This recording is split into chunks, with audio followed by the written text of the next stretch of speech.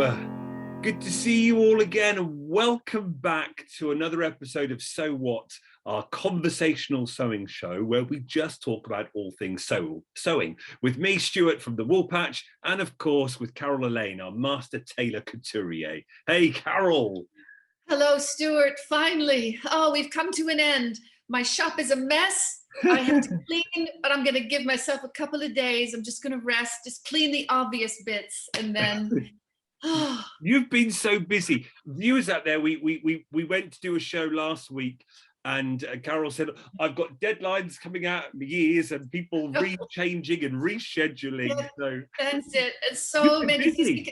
I've been really, really busy. I'm lucky. I'm so grateful. Yeah, we had some really fun projects this year, and it just seemed that the order book was never even medium full. It was always packed, and I think people are just wanting to get clothing this way. They're thinking deeper about it and making use of clothes that were beautifully made decades ago, and wanting to restyle them, and then wanting to invest in new bespoke because it's sustainable and it's brilliant. It's unique and no one else has it, and it's so I'm just one of the lucky ones of this very crazy couple of years that we've all had to suffer through. So that's it now for the Christmas holidays, is it? Nothing in the books? That's it. No, I'm just working on a fun little project, which I can show you later. It's just not tailoring at all. It's not sourcing cloth. It's not drafting patterns. It's not fitting. It's just fun. So we can talk about that. With your studio there, will you clear up tomorrow, or is that it? You're going to not go anywhere near it for 2 weeks? During this time of the year, during Christmas and New Year, what I really like to do is give everything a good clean, and I like to oil the scissors and clean all the tools, polish everything up, and also I like to look at the inventory, because the year goes by, I just keep stashing things places, hoarding supplies and things, and I like to look at what I've got, what actually do I have in here, and what's worth keeping, what's worth giving away to charity or giving away to school. Giving it to other teachers that are teaching sewing. So it's how fast you can accumulate boxes and boxes of things, don't you? Oh, absolutely. And all this stuff is an investment. It costs money, and they're telling us that they're going to cost more money in the new year. A factor of say 27% in some cases is going to be added on to tools and fabrics and raw materials that we use. You don't want to get rid of that, unnecessarily or at a whim.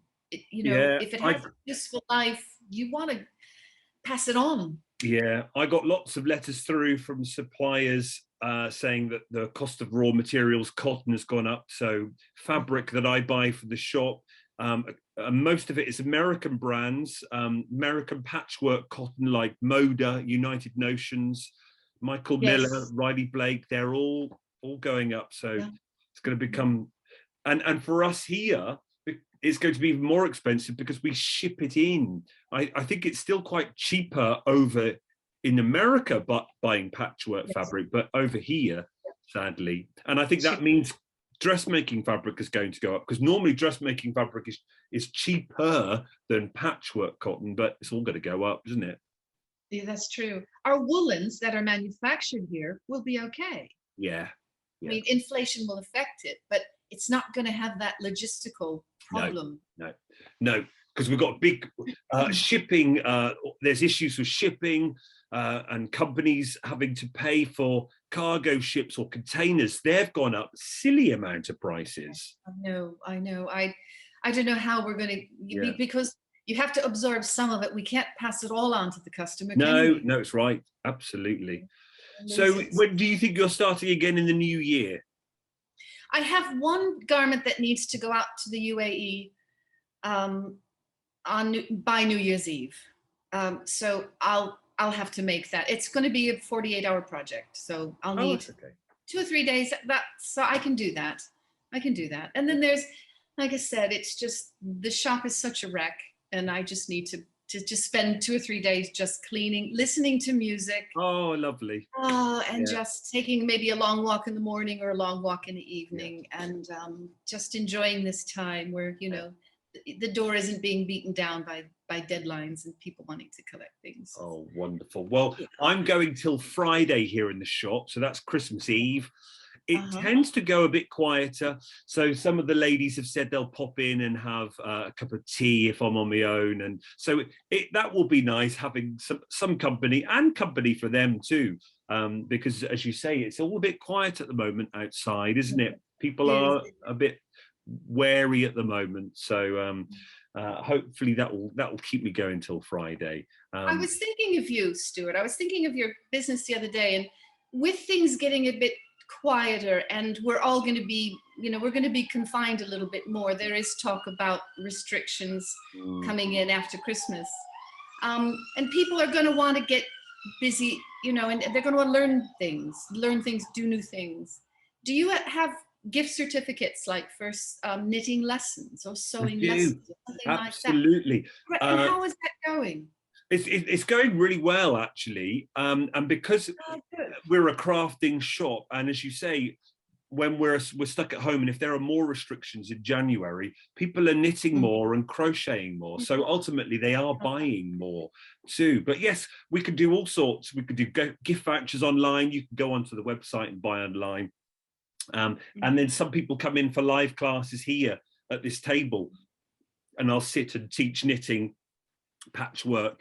In fact, I've got two ladies coming in on Christmas Eve just to have fun, just sewing, doing some patchwork, because it's get some Christmas music on, get some mince pies out. Why not? All the senses of this time of year. And if people out there know of someone who they might think, well, they'd be a good candidate for learning something, you should call up the wool shop and give somebody the gift of a knitting lesson and get them started. Oh, a lovely idea. And you don't have to be local. We could do it also, like this, over the computer. So you could teach somebody to knit online. Yeah, it's much harder. It's much harder because it's like watching YouTube, but looking at the fingers and everything, you miss having that touch and that guidance with hands, like is often helpful with teaching. But yes, we can still do like virtual as well. And I think people, New Year's resolutions, people often want to do new things in the new year, don't they? Are you making any New Year's resolutions? Oh, I haven't even thought about that yet. I've finished, I've put the scissors down, I've poured myself a glass of wine, and I'm just looking forward to a nice chat. And then after that, I'm going to walk out. We're going to go hear a carol concert by candlelight at St. Martin in the Fields Church. So that's going to be lovely. The start of my Christmas. Yeah. Oh, and you're in a lovely, nice knitted garment there. That's nice. Oh, I know, my nice warm jumper. Not very Christmassy, but it is warm. Yeah. And so are you. You're looking very colorful, Stuart. Yes, I'm in my woolen knit that one of the ladies knitted for me. This is out of a British wool. It's and it's great. And it's you've got the yoke, which is done with a variegated, and you have this slip stitch orange in between, and then the main body is just orange. Oh, I see. And what do you call that stitch, the orange one? Because that's quite regulated, isn't it? It is. It's a rib. It's a good old classic rib, would you believe? Okay. You can see it all the way up. Knit one, yes. pearl one, knit one, pearl one. Lovely. Okay. If I remember back to when I think I learned to knit, I think my Grammy taught me, but is one of them, when you knit, you bring the thread toward you, and then the other one, is it the needle? The needle goes in through the front and then the back? You're pretty much right, yes. Knit, you have the yarn at the back that goes to the ball, and you push the needle in. And for a pearl, you bring the yarn to the front, so it's in front of you, and almost put the needle towards you. That's I see. Two stitches. And you repeat that over and over and over again, and row by row. So you're working horizontally. That's it. But then vertically, you get that stripe. Yeah, you do, and you get different effects according to where you do. If I stretch it, you can Yes, yes. see there's the knit, and then the pearls in there. There's the knit, and it's Oh, I see. just like your classic rib. This is a tight. The rib normally is tighter, so you can see it's a knit and a pearl there. But that's all knitting is: two stitches, and you change the order of them to get different effects. Love it. I love it. Oh, it's such a versatile skill to have, isn't it? Absolutely. And you can make all manner of things. Yeah, indeed. And I think I'm going to do a lot of knitting over the Christmas holidays. I think sitting, watching TV, fingers going away. Well, I'm trying to get better at watching and getting that feel and not looking at my fingers. Oh, that sounds like a trick. Absolutely. And speaking about my fingers, we were going to talk briefly about this, weren't we? Well, I was looking just locally at my sewing machine. Yeah. And I've come up with this. Cool. I mean, I know.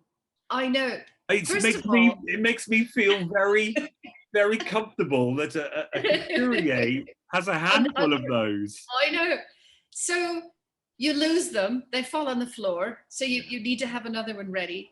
But also you've got ones that are really delicate for more a delicate job, and then some which are a bit more robust for, heavier weights. And they're so handy. I mean, I use these for all sorts of things. First of all, not unrelated to sewing. Maybe you get something, maybe you get a pattern and it's stapled together. Actually, a seam ripper is great for removing a staple, believe it or not. Oh, really? Yeah. I also use it as an awl. So if I've got like we've done before when we're sewing and we're going up to the presser foot. Yeah. So you can use it to actually make a hole, by twisting it around, making a hole. And if I'm transferring a dart onto some fabric, I'll use this to make a hole, and then I'll run some chalk over it, and the chalk dust will fall in the hole, and it will mark my dart. Oh, brilliant. Yeah. So clever. Yeah. And then all sorts of things. If I'm pattern drafting, I can use it to just hold one sheet of paper which is on top of another sheet of paper, and then you can pivot the paper around if you're moving a dart. Oh, yeah. Transferring a marking from one pattern to your amended pattern, you can use this. So there's just all sorts of things. The other thing is, sometimes you're sewing a line of stitching and you don't want a back stitch because it looks lumpy, and sometimes the stitches don't fall on top of the stitches you've made. So I just stop sewing. I take the garment out of the machine and I leave a nice tail of threads, and I turn the fabric over. I pull the bottom thread slightly, and you'll see the loop of the top thread will come through. And I use the point to gently coax that thread, and then I tie it in a knot. Yeah. And that way you've just got a clean row stitching. Yeah. So that's another use. And then, of course, to unpick, you can do a number of different techniques. So you have a line of threads. You've made a mistake. They need to come out. You can undo. You can slice through every 4 or 5, and then turn your work around and just lift off the bottom thread. Or you can gently coax out 5 or 6 stitches. So you have a tail, a thread, tail thread, and then move along 4 or 5, and then cut a thread, and then use your tail to pull out. Oh, I see. Those next 5 stitches. That's good because you don't end up with a bunch of half stitches just floating all over the place. Yeah. I very rarely use the tool this way, where I just poke that through the seam and just run it along. I find that a bit risky. I was going to say, is there because of this, the way it's designed, when I first got the seam ripper, I thought it was supposed to be lift the seam up and like it's like going through the Suez Canal, just going like that. Yes, yeah. And at first I was all excited and went and cut loads, and then you can guess what happened when I went a bit too quick. Yeah, you slice through the fabric, don't you? You do. It's really sharp. This little hook here, the inside of that is really sharp. Yeah. It's a razor blade. And I presume, is it designed with that ball point there? Is it designed because most people, well, no, is it designed primarily to do that? Then is that what we think we're supposed to use it for? It is, and because that little ball is on the top, that is supposed to kind of just ride along between, in the seam allowance between there, and then not cause any problems. It doesn't catch on anything. If it was a different shape, it might catch, but because it's got that ball in the end of it, it doesn't get in the way and it doesn't affect anything. It's not dangerous, But I've hardly used it.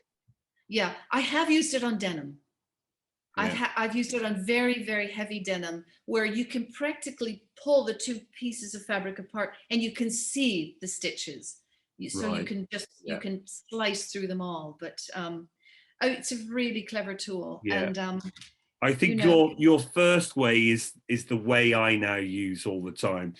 If I've pieced two pieces together and it's out of sync, I'll look at my top row of stitching. I go in. What is it? Yeah. So the stitching's going that way. So I'll go cut perpendicular to the stitch line. That's the word. Cut a couple, miss 2 or 3. Do another one, miss 2 or 3, miss another one, do 2 or 3. And then, as you say, you can then turn it over and then pull the thread. But then you do get lots of those little bits left, don't you? And it's nice to avoid that. The other thing you can do is if you've basted and you want to remove the basting stitches, now you can just, rip 3 or 4, turn it over, rip some more, but that's really dangerous because you're gonna affect the cloth there. But you can, if it's a really long stitch, you can give yourself a tail and then hold the tail, gather the fabric into a bunch, which gives you a very long tail. Snip that off, run the gathers back out so it's flat, look on the other side, and you'll be able to peel off a lot of that stitch line as well. So there's many different ways of doing it, but we always talk about preparation. We talk about going slower. We talk about watching carefully what you do, and you just can't beat really just being very careful, taking each stitch out, or every 2 or 3, and it's going to be a cleaner job in the end, isn't it? But I say I sell 2 types. I've got it's almost like a travel one. It's the small one, isn't it, with a little plastic container, and then there's normally a long one with a long. Have you got one there with a long handle? I do. I've got a couple. That's it. Yeah, they're like the 2 classic sort of sizes. But you had another one there that had almost a tubular handle. Was that right? A circular. Yeah. Oh, that's a posh one. And this one is, and there's a space for your hands, to fit in, for the thumb to fit in. I like. These are fine, but with the cover off, there's not a whole lot for your hand to cling onto. No, it's right. It's So I find it very useful to have the cover on the bottom, and then you've got, you can guide it with your little finger like this, and you've just got some maneuverability. Oh, well, there you are, everyone. How comforting is that Carol has loads of seam rippers, stitch rippers? What do you call it? I call it a seam ripper, which is it's a bit dramatic. I like unpick better. Very much so. Well, that's just nice to know, and I think everyone is very, very familiar with the ripper. If anyone's got any other ways of they use it, let us know in the comments below. Please do. Yes, I'd like to know other uses. I would have thought everyone is. as patchworkers, we're all always familiar with that when especially if we're piecing, you know, squares together, and when we put two fabrics and we want those intersections, those lines to meet. And if your sewing machine has taken, we've often talked about this, haven't we? It takes the top out of sync of the bottom sometimes, doesn't it? That's right. And you lose that lovely intersection that you're supposed to have. You rip out, and the question is, you then sew it again. Is it any better? I have a bit of a rule where I might rip out three times. If it's not good by the third time, that stays. I'm not ripping out again, because I know. Yeah, give yourself some peace, really, you know. But if it's really off, it does offend the eye. And I know when we're matching checks, sometimes you just get a sense of how far ahead to put that top layer of fabric, how far ahead to put it, so that when the presser foot rides alongside and drags it down a millimeter or two, then it's going to match. So it's just trial and error on that, isn't it? But it's infuriating when it does. When you rip it out for the second time and you sew it for the third time and it still isn't right. Yeah, it's really maddening. It normally works for me by the third time, because I don't pin in patchwork. I try and get away with that. If I have to rip out the first time and do it again, then I might go, oh, okay, I'll use some fabric clips.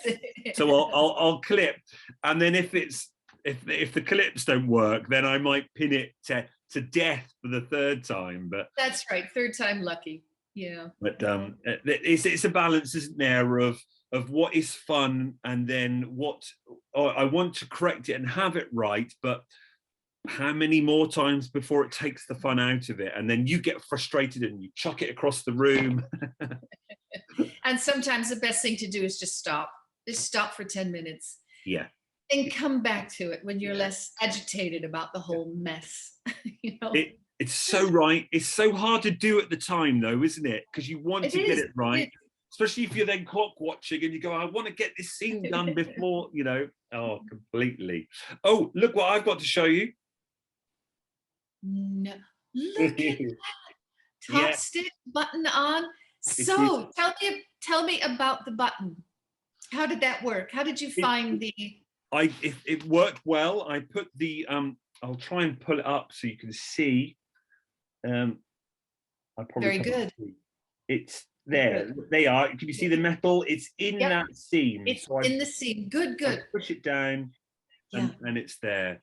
And I'm pleased with it. It's beautiful. And I like it. The only thing I'll put it on. Is I don't know whether it's now a tad too good fitting. Is there not enough? Excuse me. Blouson, or I don't know how they're supposed to be worn, because that's now profile. I don't know whether there's supposed to be more there, and it's supposed to be. Is it supposed to be down like that? I don't know. I think the style of it is to be more blouson. I think it's incredibly handsome. Oh. Well done. You've got a very good. You've got a good thing going for hats, Stuart. You do. I really enjoyed making it, and I'm thrilled that it's there. But it's now getting that look on how you wear it. And I think it will wear. Certainly, it will wear in, won't it? It will. Oh yeah. There's still room there. It's not stupidly tight. Maybe the viewers can let us know. I'm no fashion expert. I'm no guru. I don't know. And I know there are certain ways of wearing hats, and I know girls wear hats differently to blokes. But I say how you wear it, or whether you're supposed to then tack that bit down at the front, but then I think there's supposed to be more fabric for that. But that might be a different hat. That might have a different name. I know this is the Baker Boy cap. Is the Baker Boy cap supposed to go up that way rather than sit down on the top there? It just looks terrific. When you got the pattern, is there a picture of somebody wearing it? There is a picture. Adam has put a picture on, and actually the picture is like this. It goes upwards. Yeah, so it doesn't come forward and fall flat down, because I presume that's a flat cap. But yes, exactly. And this is a Baker Boy cap. So I might have to do some research there, or our wonderful viewers can tell us the difference between a Baker Boy cap and where the peak or that fabric is supposed to go. Maybe there's some milliners out there who know, or some costumiers out there who know. Yes. I'll tell you one thing, the bill looks terrific. I am really, really pleased with that. I don't know whether you can see. Adam designed it. Is it called an understitch? Yes. Yes. To stop the seam from rolling. Yeah. On the front. So it's sort of hidden. Is that right? Can you see it underneath? Right. Understitch is correct. Yes, absolutely. And it sits really well, doesn't it? Yeah, I was pleased. Very crisp. Yeah. Well, it's a good pattern, and obviously really good pattern. And the instructions are straightforward because it's come up beautifully. I managed it, completely, and really enjoyed making it. So if you want to have a go, you can buy the pattern. The link will be in the description below, and you can go to Adam's Etsy page. That's where he's selling it, and he includes the special fabric for the visor, so you don't have to go and find it. So it's really, really good. I love it. Oh, and he's thought of everything. Good one. Now I just need to be with you walking down the East End. Sorry. We'll plan that. There's a New Year's resolution. Oh, it'd be lovely. So this is my make. What about your make? Because you said you were doing something different. You've gone away from dressmaking and you've made something else. What have you been doing? Well, we've got a little girl in our life who's going to be 2 soon, and I wanted to do something, and so I thought I would get a bunch of felt, and I would make her a little book, and it's a 6-page book. Oh, look at that! It's the rainbow. See, I know, in line with this. So she's going to learn about the color spectrum. So red, orange, yellow, green, blue, and purple. Oh. So there's going to be 6 pages. Okay. And then each page starts with something with the letter of. So for the red page, we have R. So we have a road. Oh, look at that, Carol. And on the back is 1. So this is the first page of 1 to 6. So there's an end. So she learned about a word, the number 1, and a shape. So this is a triangle. Okay. So in the orange page, O is for octopus. So look at him. And then on the back, we have a square. And the number 2. So she can count to 2. And then Y is for yo-yo. Oh, brilliant. For 3. And we have a diamond or a rhombus. Oh. I don't know if you can teach a 2-year-old to say rhombus. You will. Why not? Green is for gate. Oh, brilliant. And I think I'm going to put a little sheep in the pocket here. Oh, of course. Yes, a sheep or a pig. A little wool patch sheep. How about that? Oh, that would be lovely. And then 4. Lovely. And 4 in a rectangle. So there's another new shape. And then B is for bow, for blue. Oh. And then we have a trapezoid with 5. Well done. And then finally, P for purple is for pineapple. This was fun. This is great. And then 6 in a circle. Oh, well done, you. So and I've got to make a little cover, and then I'm going to use, because through the sewing bee this year, I learned about that Priam tool. Oh, yeah. And installing the poppers. Yeah. And I looked the other day, and you can use that tool to install an eyelet. So I'm going to put an eyelet in the corner of each of these pages, and I'm going to put a big key ring in it. Oh, brilliant. So it can be hung on something, or it can be Yeah. a big bracelet or something. Yeah. So Oh, I've got one at like I've got one somewhere. Don't know what I've done with it now. where's Stuart I going? use those quite a lot. Where are you? They're a big, like a big silver thing. I don't know what I've done with it. Like a ring binder folder. They're about that big, aren't they? Yes, they are. Yes, this one is huge. It's around here somewhere. Yeah. It's around here So somewhere. And so I'm using the hole punch, you know, the rotary hole punch where you dial the size that you want. And then in order to make a clean hole, you know, you put a piece of cardboard underneath. Yeah. Yeah. And that helps you make a good clean hole. And once you got the hole, then you can put the two ends of your eyelet into that tool and hopefully.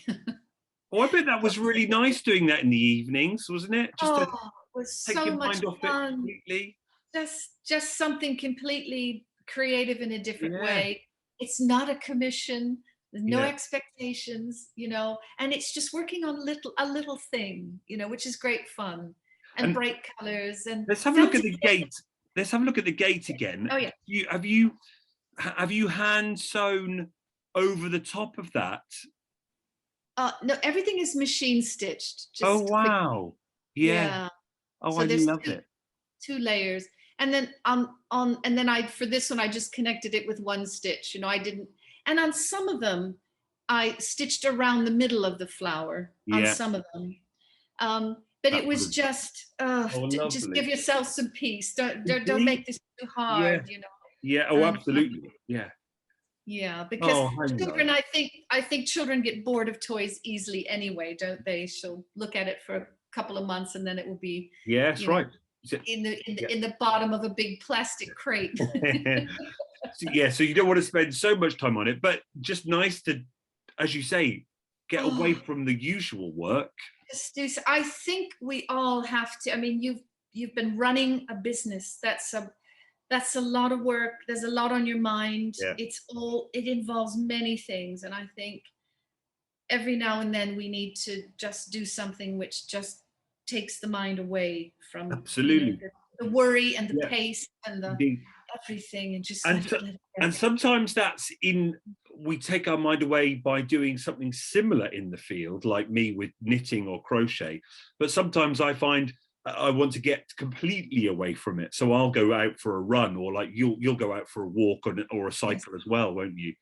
That's right. Or go down to the garden, you know, and just do something. But yes, I think it's the mind just goes. It's a cyclical thing, isn't it? You know, it's weekly, and the bills come in monthly, don't they? And then you know what, the accountant, and that's a yearly thing, and it's this spiral. So. Yeah. And before you know it, it's the year gone by where we are now.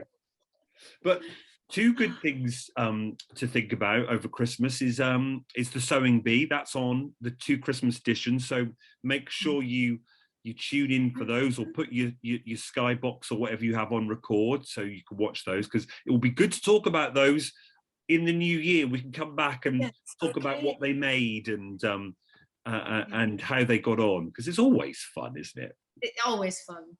Yeah, it's such a good formula, isn't it? And then the new season will be back on come March, April.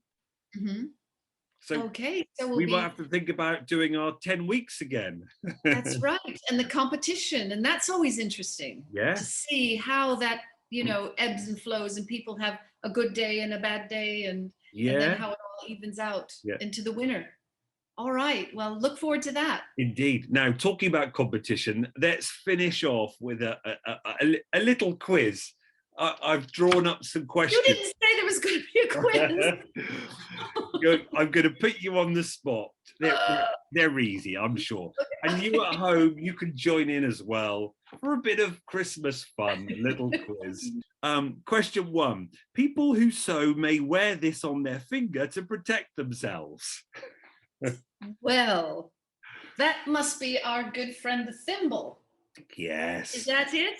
It is. Okay. We talked about it last week. Where's yours? There we go. Lovely. Okay. Well done. You've got one point. Keep them that simple, please. Number 2. This is what you do to temporarily join fabric together with a long removable stitch. What is it called? That's called basting.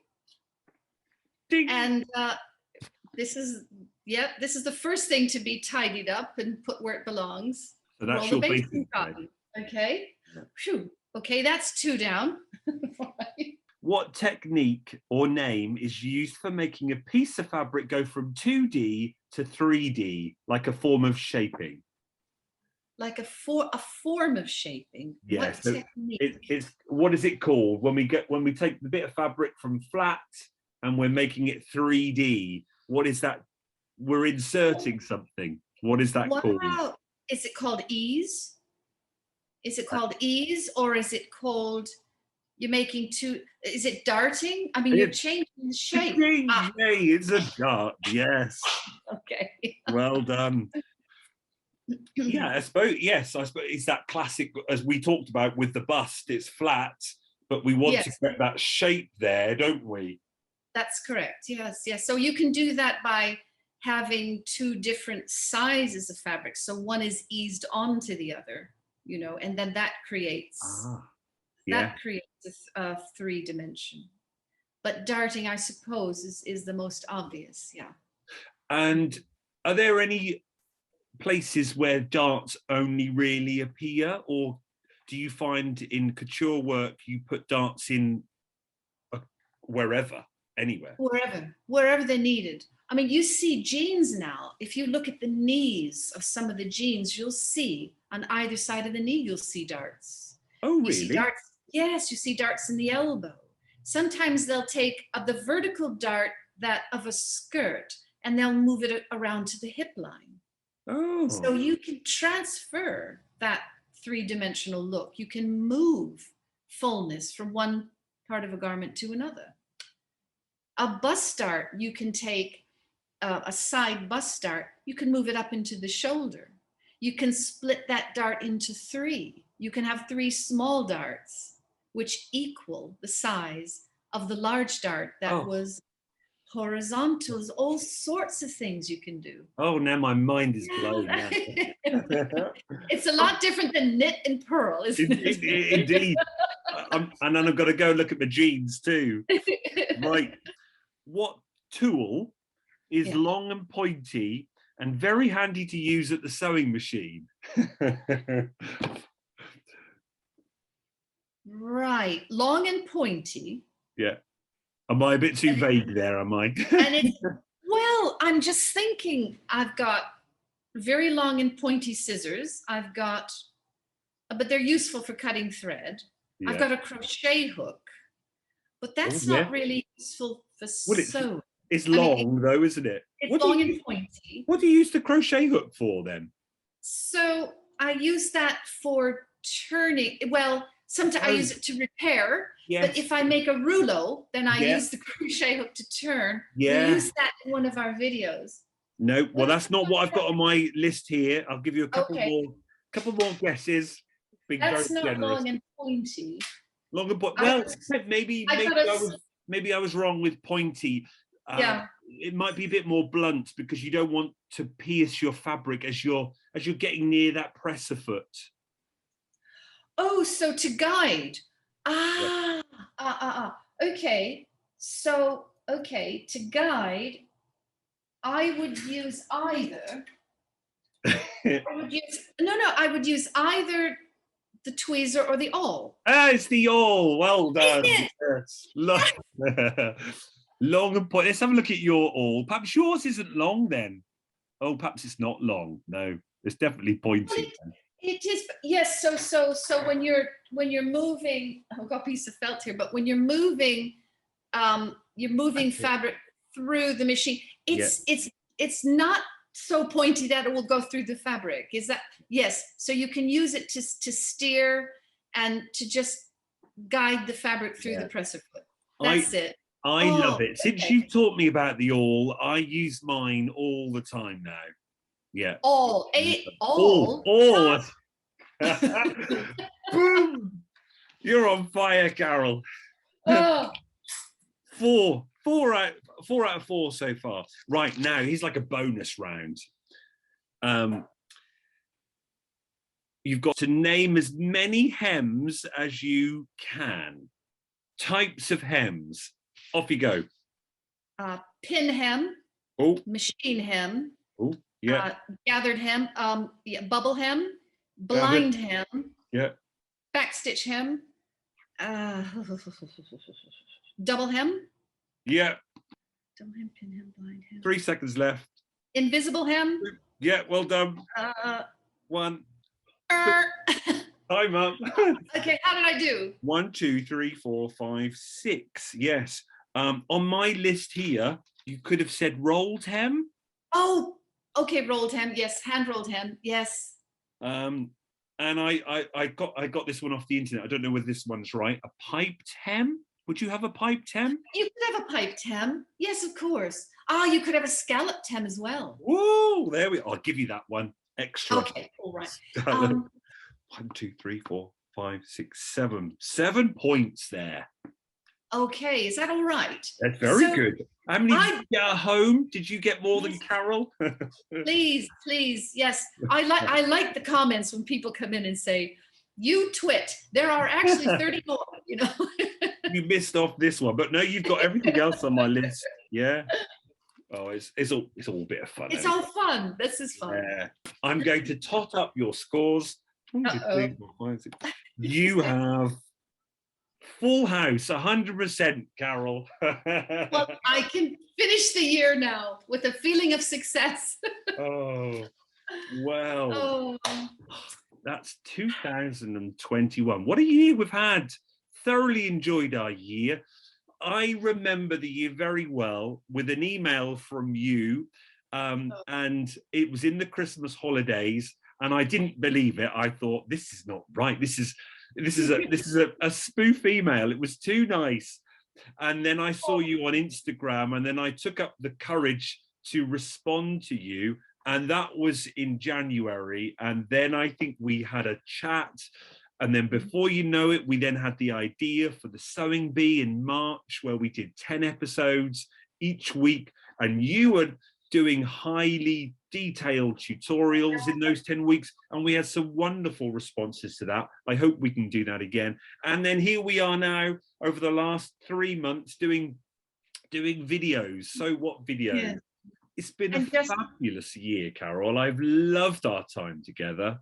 I've enjoyed every minute of it. And I think for me, you know, it's a solitary life when you're sitting by yourself. I mean, nobody's helping you. You know, I'm a master. I'm a one person master. And if I do collaborate with other people, then they'll take part of the job and they'll do it in their solitary, videos as well. And this year I've had chances to collaborate, but we've all had to be very careful and I like to I think I like to get out and talk about what I do, and it's not easy, is it? It's not easy to talk about what you do, to explain to people what you do.